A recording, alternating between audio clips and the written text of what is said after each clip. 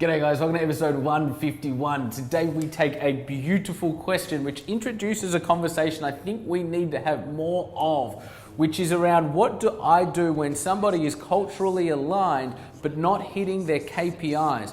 In this answer, I discussed that culture is performance, and that while culture might be about vision, mission, values trickling right down to projects, performance and targets, it is not about love, trust and pixie dust, but if we're ultimately going to get to our destination and achieve our mission and accomplish our vision, it's going to be grounded in performance. So if somebody isn't hitting their KPIs, they're not culturally aligned, and this is what to do about it.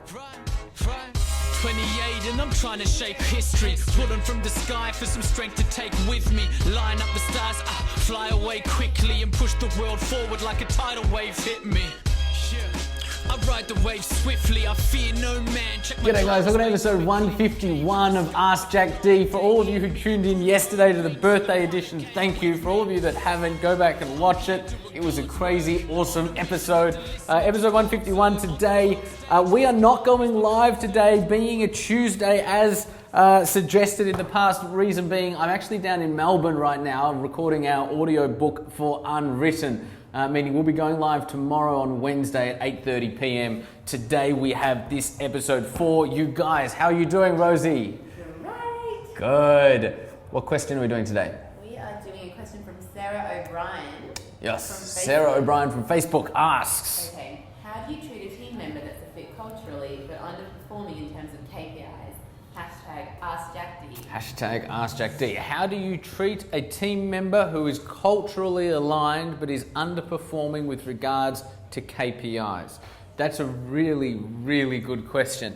And the answer is it's such a delicate and often even challenging thing for us as managers and leaders to navigate, even just personally and emotionally, in terms of like where we stand on it, particularly if someone's been with you a long time and they've contributed so much but they are no longer right, perhaps the stage of business has changed or whatever it might be, and you really wrestle with are they still right for the organization, and have they gotten to the point where it's actually to the detriment of the rest of the team, which isn't fair on the rest of the team, and where does my responsibility lie? And ultimately, your responsibility always lies with the team at large, with the business and the culture at large, right? The other thing I will say is this: culture is performance, right? Culture is performance. Often when I talk about culture and I talk about vision, mission, values, people sort of can misinterpret it to mean, well, culture is just about love, trust and pixie dust. And it's not love, trust. You can't run a business off love, trust and pixie dust, right?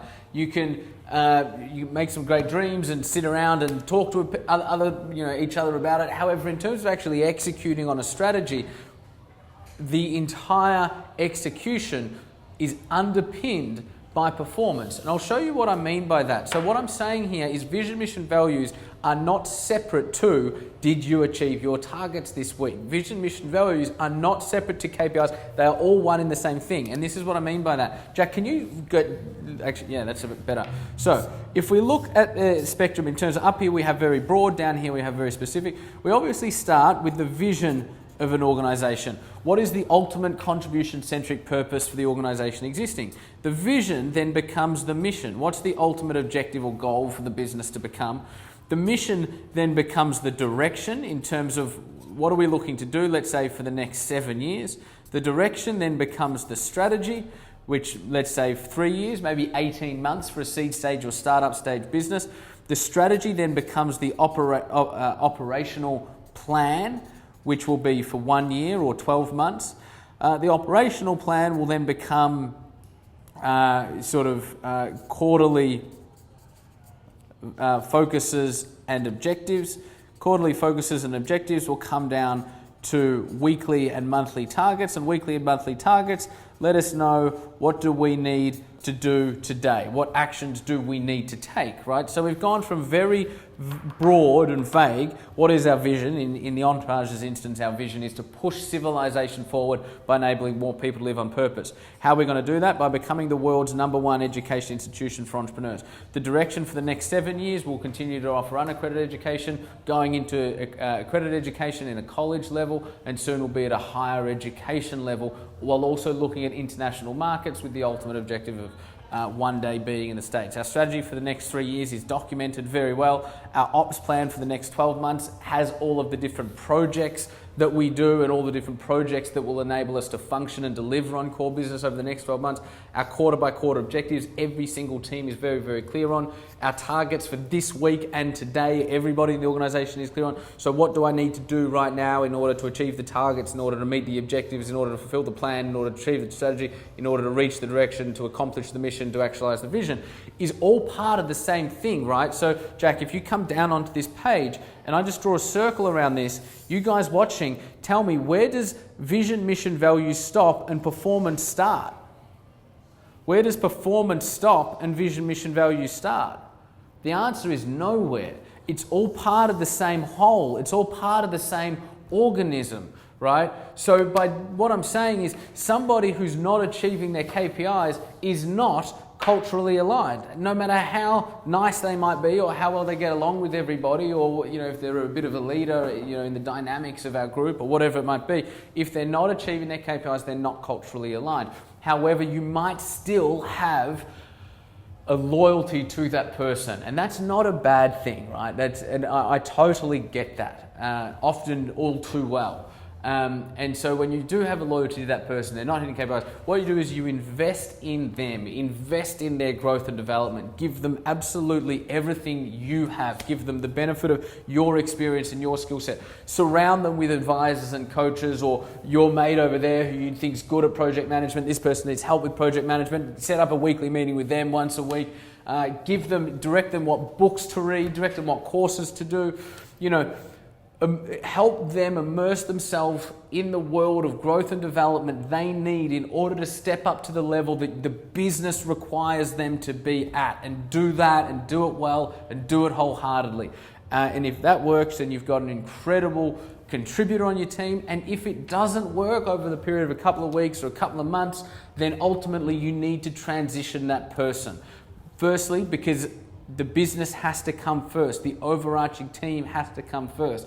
The Entourage now employs 80 people, so I have the responsibility to 80 people, as well as a couple of thousand students, as well as a community of about 300,000. So at the end of the day, I can love somebody, somebody can have my heart entirely, I can be completely in their corner, I can be so loyal to them, but if they're not stepping up to the degree, particularly if they're being detrimental within the team or within the performance of where we are today, and this is the worst thing, if other people sort of start looking around going, are they cutting it and all of that sort of stuff, but they can see that action isn't being taken, then it really challenges the integrity of the vision, the mission, the values, and the performance standards that you hold in an organization, because you've got somebody or a bunch of somebodies walking around that aren't actually living up to that, right? So ultimately, do everything you can.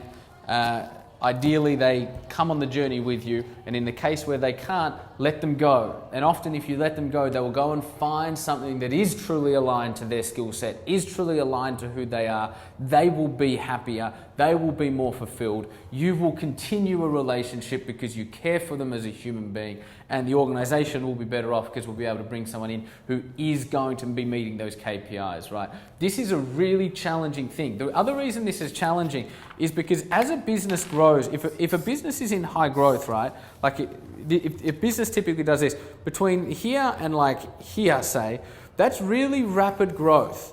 And so what we as sort of business leaders need to understand is that often it's the people who were right for the business here, often, not always, but sometimes they're not right for the business here. Often those people aren't right for the business here. And so we need to, and they need to, keep checking in. The other, I suppose, consideration this has for entrepreneurs is that often when you're going through a growth stage, attrition isn't necessarily a bad thing.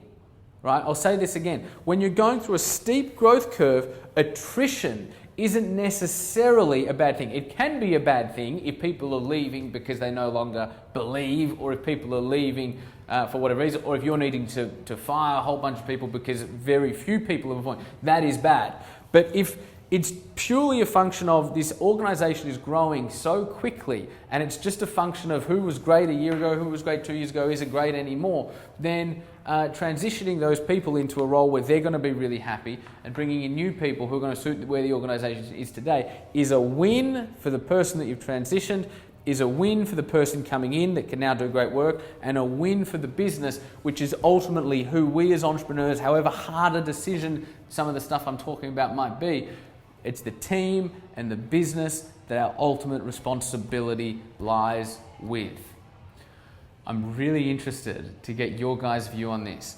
What do you do in the instance that we have just spoken about when somebody is a great, let's say, I don't want to say cultural fit, but let's say they're a great natural personality fit with the organisation, however they're not performing. What do you guys do? How do you make the hard decisions? Do some of you not yet make the hard decisions and you're sort of procrastinating on it a little bit? How do you make the hard decisions? What do you do in that instance? I think this is a conversation that needs to happen more in business because it doesn't happen enough. And my next book that I don't even want to think about yet will be predominantly around culture, people, vision, mission, values, performance, how to build a world-class culture in a purpose-based business that can ultimately sustain and grow without you, right? Of which this is a fundamental conversation to have.